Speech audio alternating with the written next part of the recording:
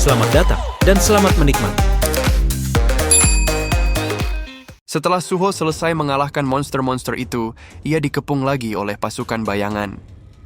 Bos Titan itu mengatakan, "Raja kecil, apakah kamu yakin dapat mengalahkan dirinya dengan kekuatan sekecil itu?" Belum selesai Bos Titan berbicara, Suho sudah melancarkan serangan kepadanya. Bos Centaur mengatakan, sejak bergabung dengan pasukan bayangan, ia telah mendedikasikan dirinya untuk berlatih secara keras dalam kesusahan, dan pada akhirnya, ia mencapai kedudukan ini. Mungkin namanya sudah terlupakan, dirinya akan meninggalkan kesan yang baik untuk membuktikan kesetiaannya untuk raja.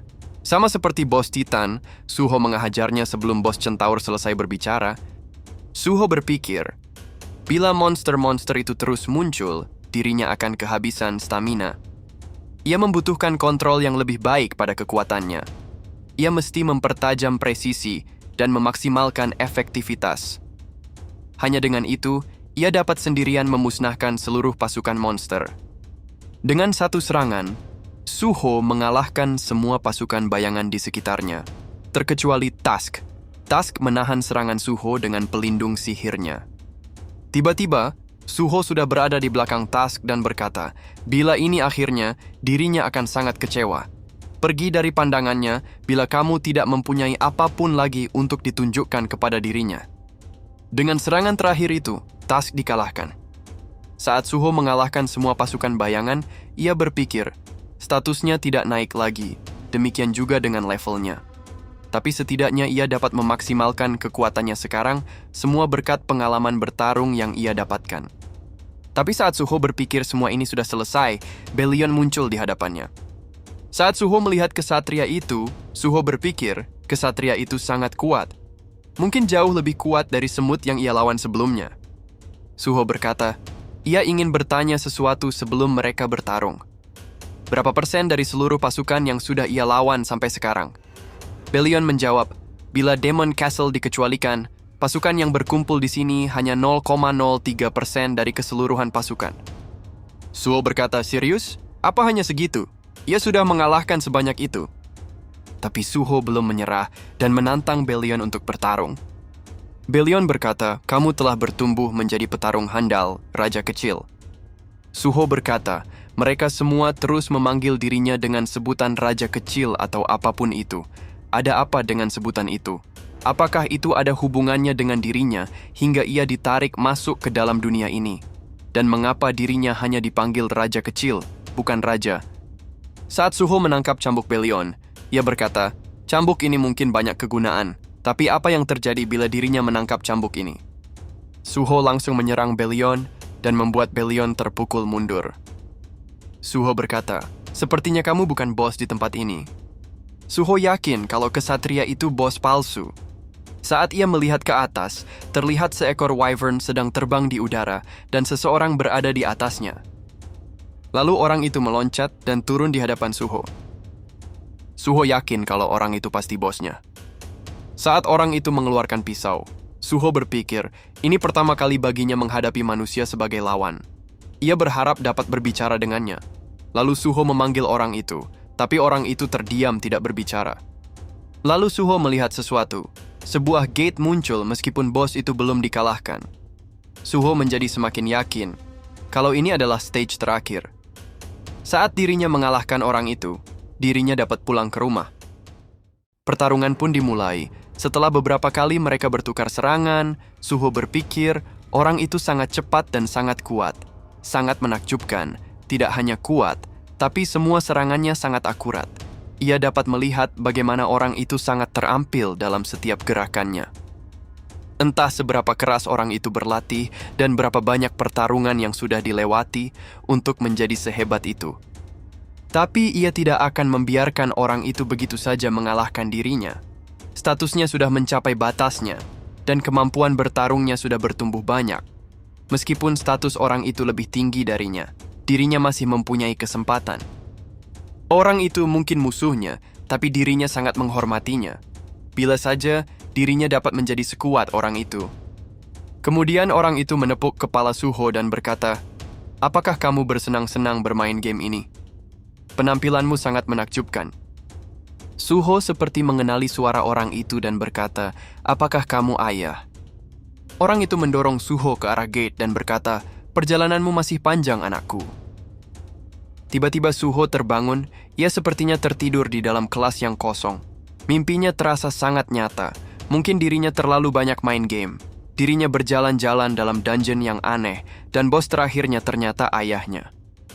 Seorang siswi masuk dan berkata, "Apakah kamu tidak akan pulang?" Ia akan mengunci kelas ini. Suho berkata, ia akan membantu siswi itu. Saat Suho mengunci jendela kelas, terlihat Jinwoo bersama Biru dan Igris ada di atap sekolah. Jinwoo berkata, menggunakan peninggalan sang arsitek untuk membuat game ini adalah ide yang bagus. Igris berkata, apakah ini adalah waktu yang tepat untuk mengembalikan kekuatan Raja Kecil? Raja Kecil sudah melewati tes beberapa kali, dan kali ini untuk pertama kalinya Raja Kecil mencapai ke tempat Raja. Dirinya percaya kalau Raja Kecil sudah lulus tes kali ini. Jinwoo berkata, bila dirinya percaya dengan kekuatannya sendiri dapat mengalahkan Raja Naga, apakah kamu pikir kita akan menang? Tidak peduli seberapa kuat seseorang, orang itu harus melarikan diri bila kemenangan tidak dapat dipastikan. Melawan musuh yang kuat tanpa rencana adalah kebodohan. Sepertinya masih terlalu cepat. Suatu hari, ia yakin kalau Suho akan belajar cara menggunakan kekuatannya berdasarkan situasi. Dan meskipun Suho tidak tahu bagaimana caranya, dirinya percaya kalau Suho akan terus membuka pintu untuk menghadapi tantangan. Dirinya mempunyai urusan penting hari ini, atau mungkin lebih baik mengajak keluarganya makan malam saja. Selanjutnya, dalam kilas berita, Hwang Dong-suk dan Hwang Dong-so, penipu bersaudara yang ramai diberitakan, sudah ditangkap sore ini. Hari ini, kebakaran besar terjadi di pegunungan dan menyebar ke pemukiman penduduk, tapi para pemadam kebakaran berhasil memadamkan api itu. Pak Baik dikejutkan oleh seseorang yang memberikan dirinya sebotol air dingin. Pak Baik berpikir, Kapten Sung Il-wan sangat luar biasa.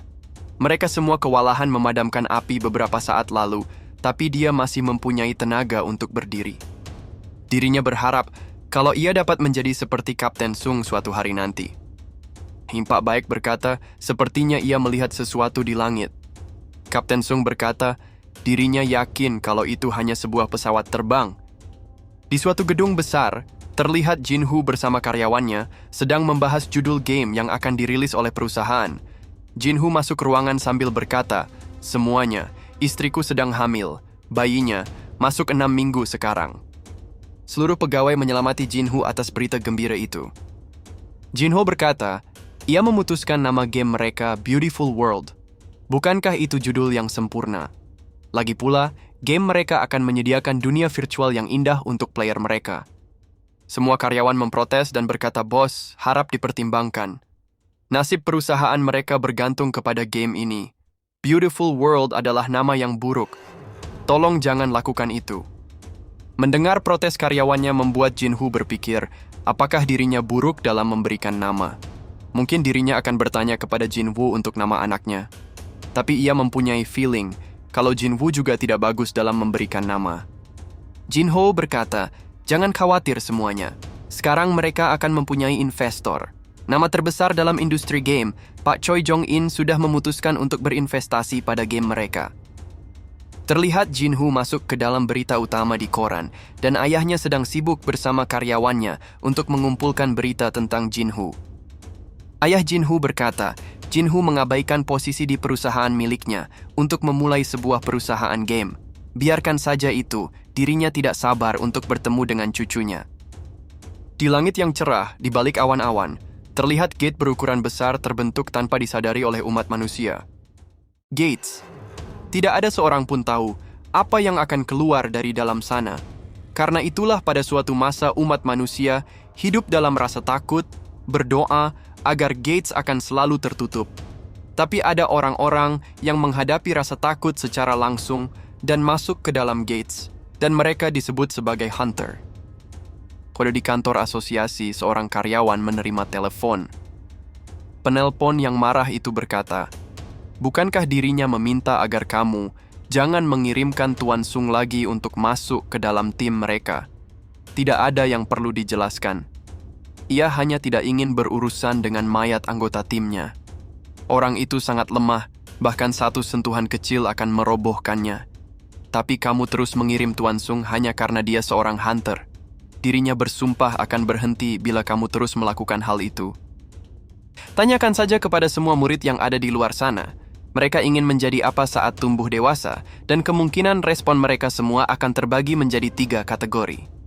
Hunter terkenal, karyawan di guild ternama, atau menjadi karyawan di asosiasi hunter. Sehari-hari dirinya hanya mendengar komplain atau permintaan yang tidak biasa dari para hunter. Saat karyawan itu mencari dan melihat data Tuan Sung, ia berkata, hunter tingkat E dan status terendahnya adalah mana. Kalau dilihat statusnya, Tuan Sung tidak berbeda dengan orang biasa. Orang ini tidak dapat berhenti mendapatkan luka. Suatu keajaiban kalau orang ini masih hidup. Pasti ada alasan mengapa Tuan Sung tetap bekerja sebagai hunter. Ternyata ibunya sedang koma di rumah sakit dan adiknya masih bersekolah. Lalu karyawan itu bertanya kepada kepala timnya, mengapa mereka tidak membujuk Tuan Sung agar berhenti menjadi hunter. Kepala tim berkata, kamu pikir kita tidak pernah mencoba sebelumnya? Dirinya akan bertanya, apa yang membuat kamu bergabung dengan asosiasi hunter? Karyawan itu berkata, pada awalnya, hanya penasaran saja. Para hunter mempertaruhkan nyawa mereka untuk menolong orang lain, tapi siapa yang akan menolong mereka? Bila tidak ada yang membantu mereka, dirinya yang akan melakukan itu. Dirinya akan melakukan yang terbaik untuk memastikan para hunter aman dan dapat menghindari luka serta kematian. Lalu kepala tim menyerahkan sebuah berkas dan berkata, ada sesuatu yang bisa dilakukan untuk menolong Tuan Sung. Ada orang-orang yang dikategorikan sebagai hunter tingkat tinggi. Mereka menjadi hunter karena tidak tertarik akan kekayaan dan ketenaran. Mengapa kamu tidak membujuk orang seperti ini untuk membantu hunter di asosiasi mereka? Saat karyawan melihat berkas itu, ia berpikir, seorang healer rank B. Di luar kompetensinya, Lee Ju-hee memilih untuk tidak menjadi hunter karena takut. Sedangkan hunter Sung Jin-woo sangat lemah, tapi ia mengalahkan rasa takutnya dan masuk ke dalam gates. Ketika seseorang dapat mengubah ketakutan yang lain menjadi keberanian, itu akan menjadi sumber kekuatan bagi yang lemah. Mungkin ini terlihat sepele, tapi bantuan ini akan sangat berarti bagi Tuan Sung di dalam gates. Di masa kini, terlihat Suho kalah main suit dan menjadi pembawa tas temannya. Saat Suho terdiam melihat ke atas langit, sepertinya ada sesuatu di sana. Jauh di atas langit yang cerah, terlihat Kaisel sedang terbang bersama Jinwoo dan Hunter Cha. Hunter Cha berkata, sudah lama dirinya tidak melihat pemandangan ini. Jinwoo mengeluarkan sebuah kalung dan berkata, selamat hari pernikahan mereka yang ke-16 untuk cinta dan kebersamaan mereka selama ini. Pergilah pulang duluan sayang, dirinya akan menyusul di belakang. Hunter Cha berkata, kamu tidak akan lama bukan? Ia akan selalu menunggu. Jinwoo tersenyum dan memerintahkan Kaisel untuk mengantar balik istrinya. Jinwoo melihat gate besar itu dan berkata, pernah dikatakan, sebuah entitas dengan kekuatan besar akan menarik makhluk mengerikan dari dimensi yang lain. Sambil menarik nafas, Jinwoo memanggil semua pasukan bayangannya. Apa yang ada di balik pintu ini? Dirinya ketakutan. Apa yang akan terjadi bila ada monster yang tidak sama, seperti yang ia lawan sebelumnya? Apakah dirinya akan mati di tempat seperti ini? Tapi dirinya tidak akan tahu kecuali masuk ke dalamnya. Dirinya tidak tahu apa yang menunggunya di dalam. Apakah dirinya mati lagi? Entah sudah berapa hari dirinya terjebak di sini. Dirinya kelelahan. Ia berharap dapat pulang. Dirinya mempunyai satu kesempatan terakhir. Untuk beberapa waktu, dirinya sering mendengar suara berteriak kepadanya. Walaupun ini adalah kesempatan terakhirnya, ia tidak berencana untuk berdiam diri sepanjang hidupnya. Selama dirinya dapat bertambah kuat, ia akan terus menantang dirinya untuk menghadapi apa yang ada di balik pintu itu. Jangan lupa untuk subscribe, komen, like, dan share-nya ya teman-teman, supaya tidak ketinggalan konten menarik Mimin selanjutnya. Thank you.